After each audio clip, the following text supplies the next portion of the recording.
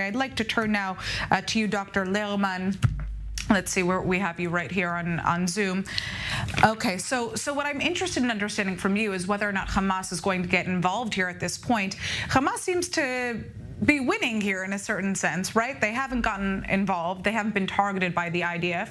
And as a result, the Palestinian Islamic Jihad is being severely weakened, which is in their interest in terms of being a leading power in the coastal enclave, correct? Well, in a sense, yes. And it has to do with the broader question that Hamas faces increasingly as time goes by. They've been in power there now for the better part of 16 years.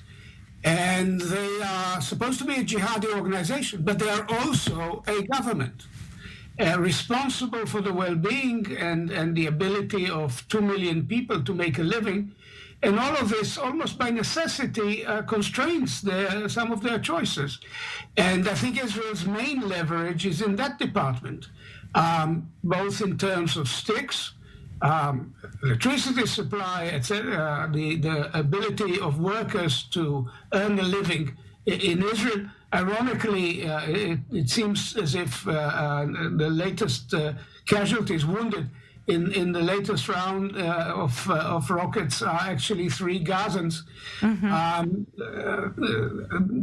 wounded by the fire of people from their own side, working in Israel as agricultural workers. Agricultural workers, I think, shepherds. The long and the short of it is Yahya Sinwar thinking as a leader of a government, which he presumes to be, or is Hamas still first and foremost a terrorist organization willing to sacrifice everything, the well-being of their own people?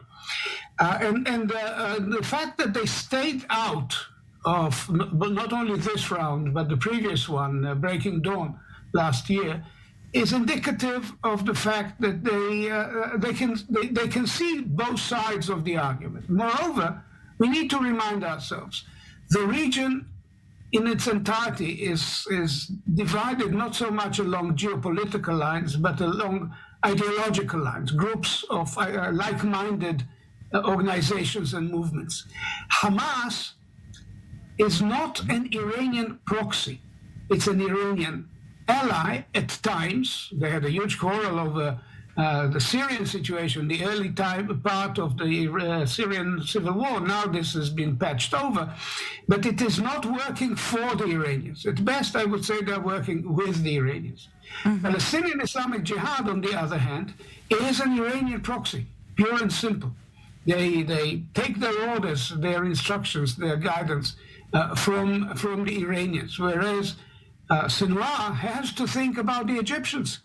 There is no future for Gaza without some kind of working relationship with Cairo, regardless of the deep hate that the Egyptians feel towards anyone associated with the Muslim Brotherhood. I'd like to. So the Egyptians have a leverage on Hamas, and to some extent, Palestinian Islamic Jihad has a limited room for maneuver. Once Hamas decide that the time has come to end this, they can end this.